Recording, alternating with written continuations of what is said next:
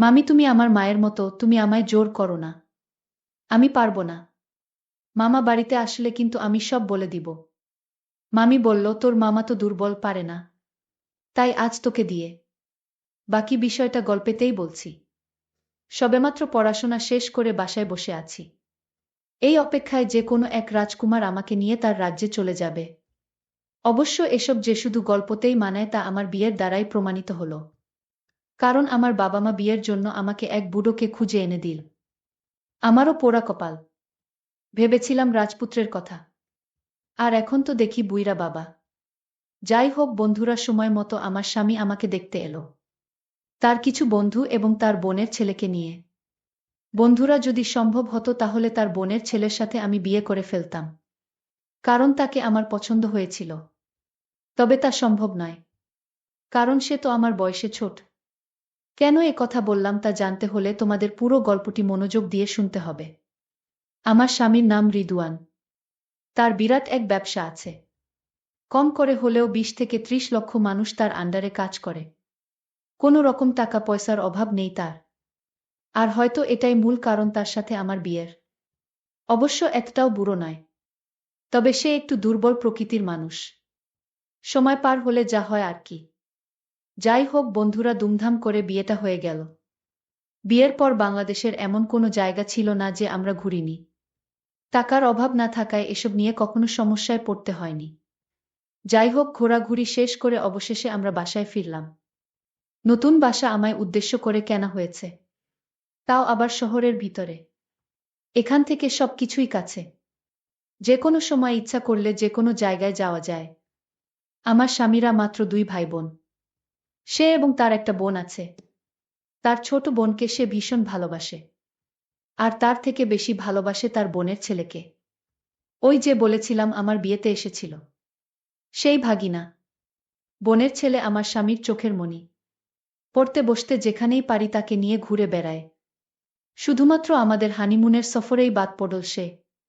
তবুও তার যদি সাধ্য থাকত তাকেও নিয়ে যেত। ভাগিনা এবার এসএসসি পরীক্ষা দিয়ে পাশ করেছে, ভালো কলেজে পড়বে, তাই মামা অর্থাৎ আমার স্বামী তাকে ফোন দিয়ে বলল সে যেন সবকিছু গুছিয়ে আমাদের বাসায় চলে আসে। আমাদের বাসায় আমি এবং আমার স্বামী ছাড়া আর কেউ থাকে না। কাছের মানুষদের কথা বাদ দিলাম। প্রায় ৭ থেকে ৮ জন কাজ করত আমাদের বাসায়। তার ভেতর ৫ জন ছিল মেয়ে। ইতিমধ্যে আমার ননদের ছেলে আমাদের বাসায় চলে আসলো। এসে মামি মামি বলে আমাকে ডাক দিয়ে বলল, হ্যাঁ বন্ধুরা, এটাই সেই ভাগ্নে, আমার স্বামীর চোখের মণি।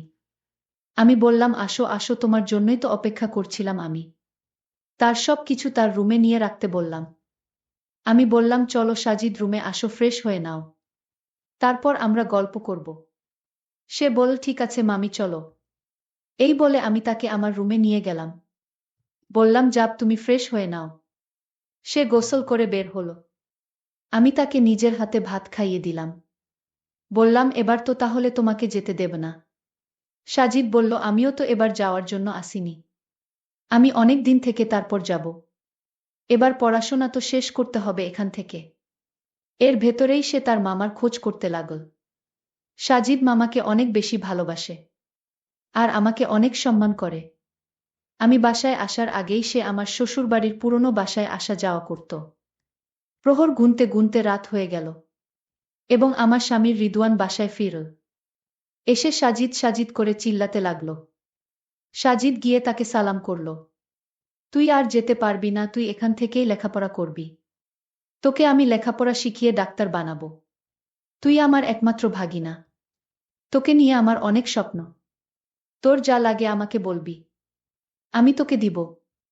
আর বাহিরে বেশি আড্ডা দেওয়া চলবে না। ভাগিনা তখন বলল, হ্যাঁ মামা, আমি তোমার কথা রাখব। আমারও ইচ্ছা বড় ডাক্তার হওয়ার। তুমি যা বলবে তাই হবে মামা। ওদের ভালোবাসা দেখে আমার মাঝে মাঝেই হিংসা হয়। ইস, আমার স্বামী যদি আমাকে এতটা ভালোবাসতো। তারপর আমার স্বামী বলল, চলো সবাই একসাথে ভাত খাবো আজ। আজ তো বিশাল রান্না হয়েছে। তাই সবাই মজা করে খেয়ে নিলাম। পরের দিন আমি তাকে কলেজে ভর্তি করানোর জন্য নিয়ে গেলাম। তার মামা তো কোনো সময় পায় না, তাই তার সব দায়িত্ব আমাকেই নিতে হলো। এর ভেতরে বেশ কিছু দিন পার হয়ে গেছে। সাজিদ নিয়মিত কলেজ যেতে লাগলো। একদিন সাজিদ যখন কলেজে ছিল, আমি তার রুমে গেলাম তার রুমটা একটু গুছিয়ে দেওয়ার জন্য। আমি রুমে গিয়ে দেখি কি একটা অবস্থা। আমি বাসার কাজের মেয়ে মর্জিনাকে ডাক দিলাম। সে আমাদের বাসায় কাজের মেয়ে। বললাম, মর্জিনা, আমাকে একটু সাহায্য করো তো। সে বল, কাকিমা বলেন কি করতে হবে। আমি বললাম, তুমি বিছানাটা পাল্টে দাও। সে প্রথমে একটু না না করছিল। পরে আমি জোর গলায় বললাম, কি হলো? বলছি বিছানাটা পাল্টে দাও। আর তুলতে যা ঘটল তা দেখার জন্য আমি কখনোই প্রস্তুত ছিলাম না। বিছানায় দেখলাম এক বান্ডিল ফুটকা, যার মূল্য বাজারে 50 টাকা। ভাগ্নের বিছানায় ফুটকা কেন? এটা দিয়ে কি করে সে? আমার তো আর বুঝতে বাকি রইল না। তারপরও আমি সাজিদের কাছ থেকে সব জানব। এরপর আমি মর্জিনাকে বললাম, যা তুই বাইরে যা। আমি সেগুলো একসাথে করে একটা ব্যাগে ভরে নিলাম। আর ওকে বললাম, তুই রুমটা গুছিয়ে দে। আমি রুমে শুয়ে ভাবতে লাগলাম, ব্যাপারটা ঠিক বুঝলাম না। ভাগ্নে এইসব নিয়ে কি করে? অনেক প্রশ্ন ঘুরপাক খাচ্ছিল আমার মাথায়। তাই নিজেকে একটু শান্ত করে ভাবলাম, সে একবার বাসায় আসুক, তারপর তার কাছ থেকে কিছু শুনে বিষয়টা ক্লিয়ার হব। সেই দুপুর বেলা সাজিদ বাসায় ফিরল। আমি প্রথমে তাকে কিছু বললাম না। তাকে দুপুরের খাবার খাইয়ে দিলাম। খাওয়া শেষে আমার রুমে ডাক দিলাম। সে আমার রুমে এসে বলল, মামি, কি হয়েছে? আমি বললাম, আচ্ছা সাজিদ, তুমি চেয়ারটা নিয়ে বসো, তোমার সাথে কথা আছে। সাজিদ আমার পাশে এসে বসে বলল, মামি কি বলবে?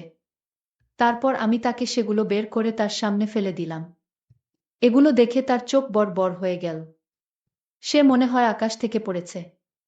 কোনো কথাই বলছে না। আমি বললাম, দেখো সাজিদ, এখন যা ঘটবে সব তোমার আর আমার ভেতরে থাকবে। তুমি এইসব নিয়ে কোনো চিন্তা করো না। যা হয়েছে সত্যি তাই বলবে। তোমার মামা এসব কিছু জানতেই পারবে না। তুমি শুধু আমাকে বলো, এইগুলো দিয়ে তুমি কি করো? সে আমার দিকে তাকিয়ে চুপ করে রইল। আমি বললাম, চিন্তা করো না, নিশ্চিন্তে বলতে পারো। তারপর সে বলল, দেখো মামি, আমার তো বয়স হয়েছে। আমার এগুলো মাঝে মাঝে দরকার হয়, তাই রেখেছি। আর এগুলো দিয়ে কি করা হয় তা তোমাকে বলা লাগবে না। মামি, তুমি আমার বিষয় নিয়ে অন্য কিছু ভেবো না। তুমি যেমনটা ভাবছো আসলে তেমন কিছু না। আমি একটু হালকা রাগ করে বললাম। সাজিদ খুব বেয়াদব হয়ে গেছে মনে হচ্ছে। না মামি, আমি বেয়াদব নই, তুমি আমাকে ভুল বুঝেছ। আমি কোনো অন্যায় কাজ করতে পারি না মামি। মামা আমাকে এই ভুল শিক্ষা আমায় দেয়নি মামি। তুমি বিশ্বাস করো। মামি বলল, তাহলে সত্যি করে বলো, ফুটকা দিয়ে কি করো তুমি? আমি মামিকে বললাম, মামি, আমি তোমার কাছে কিছু লুকাবো না। আমি একজনকে ভালোবাসি। আর সে মাঝে মাঝে আমাদের বাড়িতে আসতো। আমি অঙ্ক না পারলে সে অঙ্ক বুঝিয়ে দিত। আমি তাকে ফুটকা গিফট করতাম। মামি, যে মেয়েটির কথা বলছি সে লেখাপড়ায় অনেক ভালো। ও আমাকে খুব ভালোবাসে মামি। মামি তখন চোখ ঘুরিয়ে বলল, তাহলে দেরি কেন, তার নাম খানি একটু বলে দাও শুনি। সে কোনোভাবেই তার নাম বলল না। আমি বললাম, তুমি কি তোমার মুখ থেকে কথা বের করতে বাধ্য করাবে? তোমার মামার সাথে এসব বিষয়ে কথা বলার জন্য? সে আর কিছু না ভেবে বলে দিল, মর্জিনার নাম। আরে ও কি কলেজে পড়ে? ও তো আমার বাসার কাজের মেয়ে। তুমি আমার সাথে মিথ্যা কথা বললে কেন? সাজিদ বলল, মামি, আমার ভুল হয়ে গেছে। আসলে আমি তোমাকে ভয় পেয়েছিলাম। আর তাই তোমাকে মিথ্যা কথা বলেছি। আমি আসলে কলেজে কারো সাথে প্রেম করি না। আমার কোনো ভালোবাসার মানুষ নাই। আর তাই মর্জিনাকে। আমি তো শুনে অবাক। আমি বললাম, কি হলো সাজিদ? তুমি সত্যি ওর সাথে? সে বলল শুধু হুম, মাথা নাড়িয়ে সম্মতি দিল। আমি এই কথা শুনে আর দাঁড়িয়ে থাকতে পারলাম না। বসে পড়লাম। বাপরে, এ কি সাংঘাতিক ব্যাপার! মনে মনে ভাবতে লাগলাম। আমি বললাম, আচ্ছা তুমি এখন তাহলে রুমে যাও। তোমার সাথে এই বিষয়ে পরে কথা হবে। আমি চিন্তায় পড়ে গেলাম। আমি ভাবলাম, এটাই হয়তো সুযোগ আমার অনেক দিনের স্বপ্ন পূরণ করার। তার রুমে গিয়ে বললাম, এই নাও সাজিদ, তোমার বিছানায় পড়ে থাকা মহামূল্যবান জিনিস। তবে একটা শর্ত, আর কোনোদিন এগুলো দিয়ে কিছু করবে না। আমি যেদিন তোমাকে আদেশ করব ঠিক সেদিন থেকেই তুমি। সে মাথা নাড়িয়ে সম্মতি জানাল। আমি বললাম, মামি, তাহলে আমি কখন কি করব তুমি সব বলে দিও। আর এইগুলো তো আমার আর প্রয়োজন নেই। এই জিনিসগুলো ঘর থেকে ফেলে দেই মামি তাহলে। মামি বলল, না, ফেলতে হবে না। তাহলে কি করব? মামি বলল, আগামীকাল রাতে আমি সব বলবো। সাজিদ বলল, ঠিক আছে মামি। পরের দিন রাতে মামি খাওয়া দাওয়া শেষ করে মামি বলল, সাজিদ, আমার রুমে আসো, কথা আছে। আমি মামির ডাক শুনে মামির রুমে গেলাম। মামি বলল, দাঁড়িয়ে থাকতে হবে না, চেয়ারটা নিয়ে বসো। আমি মামির কথামতো চেয়ারটা নিয়ে বসলাম।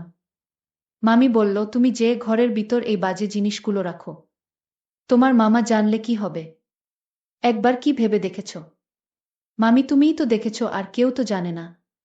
মামি বলল, আমিই জানি, কিন্তু আমি বলবো না যদি আমার কিছু কথা অক্ষরে অক্ষরে পালন করো। আমি বললাম, ঠিক আছে মামি, আমি তোমার সকল কথা রাখব। তাও মামাকে কিছু বলো না। ঠিক আছে তাহলে মামি, বলো তোমার কি এমন কথা? আমি বললাম, দেখো, তোমার মামার অর্থসম্পদের কোনো অভাব নেই, টাকা পয়সা গাড়ি বাড়ি সবই আছে, কিন্তু তোমার মামার অনেক দুর্বল পয়েন্ট আছে। তোমার মামা পারে না। সাজিদ, আমি তোমাকে প্রথম যেদিন দেখেছিলাম সেদিন থেকে আমার একটা ইচ্ছা মনের ভিতর জাগলো। আমি বারবার চেয়েছিলাম কিভাবে কি করা যায়, কিন্তু আমি কোনোভাবেই উপায় খুঁজে পাচ্ছিলাম না। আজ একটা উপায় বের হয়েছে। আমি জানি ব্যাপারটা তোমার কাছে অদ্ভুত মনে হলেও আমার কাছে স্বাভাবিক।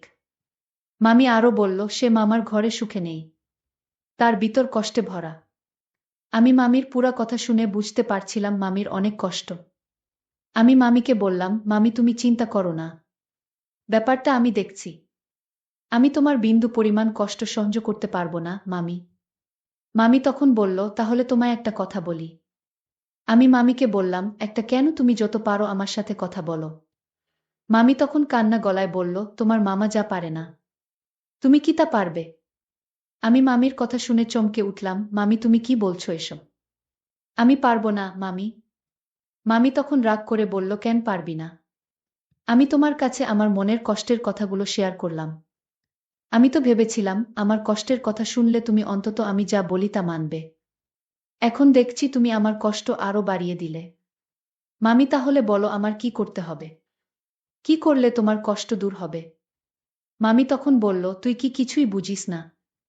আমি বললাম, মামি এখন তোমার কথা শুনে ভালো লাগছে। মামি বলল, কেন? আমি এখন আবার কি বললাম? আমি বললাম, মামি তুমি আমাকে তুই করে ডাক দিয়েছ, তাই আমার কাছে ভালো লেগেছে। মামি বলল, তাহলে আজ থেকে আমি তোমায় তুই করে বলবো। মামি তোমারে রাগ করলে অনেক সুন্দর দেখায়। মামি তখন একটা মুচকি হাসি দিল। আমি বললাম, মামি তোমাকে হাসিতেও অনেক সুন্দর দেখায়। মামি বলল, তুই আমার সাথে মশকরা করছিস? আমি এই দিকে দুঃখ কষ্ট নিয়ে আছি। আমি মামিকে পরিষ্কার করে বলে দিলাম, মামি আমি তোমার কথা রাখতে পারবো না। মামি তখন রাগ দেখিয়ে বলল, তাহলে তুমিও বাঁচতে পারবে না। আমি তোমার মামাকে তোমার বিষয়ে সব বলে দিব। আমি হাসতে হাসতে বললাম, মামি আমিও মামাকে সব শুনিয়ে দিব। মামি আমার কথা শুনে চমকে উঠল। এই তুই কি বলবি তোর মামার কাছে? আমি বললাম, মামি এতক্ষণ ধরে তুমি আমার কাছে যা বললে সব আমার মোবাইলে রেকর্ড করেছি। মামি আমার কথা শুনে বলল, ভালো করেছিস, যা গিয়ে তোর মামারে রেকর্ডিং শোনা। আমার কোনো সমস্যা নাই। আমি হয়তো এ বাড়ি থেকে চলে যাব। আর কি হবে আমার? আমি তখন মামিকে বললাম, তাহলে তুমি চাও তুমি যা আবদার করছিলে আমার কাছে তা মামাকে শুনাই? আমি কিন্তু মামাকে সত্যি সত্যি বলে দিব। মামি তখন কান্না করে বলল, আমার কপালে সুখ নেই। আমি মামিকে বললাম, মামি তোমার অভাব আমি বুঝি। তোমার কোনো ছেলে মেয়ে নাই তাই তো? মামি তুমি আমায় অন্যরকম দৃষ্টিতে দেখো না। মামি তুমি কি করে ভাবলে আমি এসব করব? আমি ছোটবেলা থেকে মায়ের আদর পাইনি। আমি তোমাকে মা ভেবেছি। তুমি আমার মা। আজ থেকে তুমিই আমার মা। আমি জানি তোমার কোনো সন্তান নেই। আজ থেকে আমি তোমার সন্তান। মামির চোখ দিয়ে পানি পড়ছিল। মামি বলল, এখন আমার কাছে মনে হচ্ছে এই পৃথিবীতে আমার চাইতে সুখী মানুষ আর কেউ নাই। আয় বাবা আমার কাছে আয়, আমাকে মা বলে ডাক। বন্ধুরা আজকে মতো এখানেই শেষ করলাম। যদি গল্পটি ভালো লাগে তাহলে আমার চ্যানেলটিকে সাবস্ক্রাইব করে পাশে থাকবেন। ধন্যবাদ।